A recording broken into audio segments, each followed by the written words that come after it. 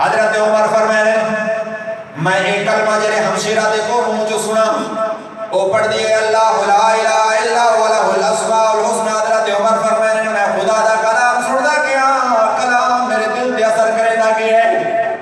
عزیزان گرامی دعا سے کی میں کریں دے حضرت کوئی میں ہندوستان دے ایک ولی نکل سنا چھوڑا سلسلہ نقشبند حضرت سید غلام حضرت پیر غلام علی شاہ صاحب سلسلہ نقشبند حضرت مجدد الثانی دا فیض یافتہ حضرت شاہ غلام علی صاحب ہندوستان دے اندر 13ویں صدی میں مجدد گزرے.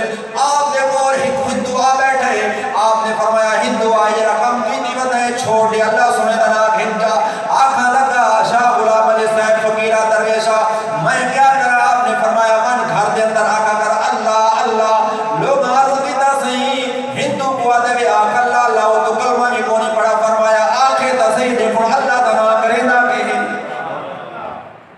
آقا لگا صحیح میں یہ تکل نہیں آگ سکتا صحیح یہ تکل میں نہیں آگ سکتا میں تا گھر پیسا میرے گھر والے مارا لگ پیسن کہ اللہ تنا کی میں چاہنا شروع کر رہی تھی. آپ نے فرمایا اچھا میں گال آگ سکتے ہیں کہ صحیح کیڑی. آپ فرمایا اے دا آگ سکتے ہیں تو آپ تو ہی تو. آپ نے فرمایا ہاں سے ایک گل آگ سکتا. فرمایا من گھر بیٹھے ہی آگال آگے تو ہی تو.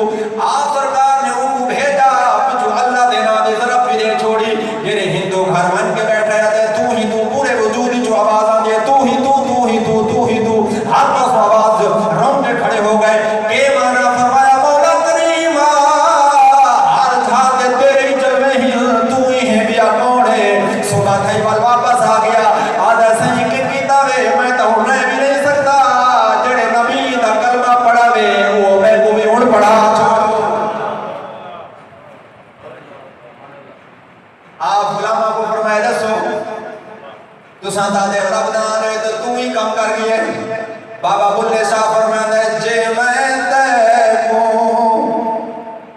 اندر آکھاں تے پھر مکئی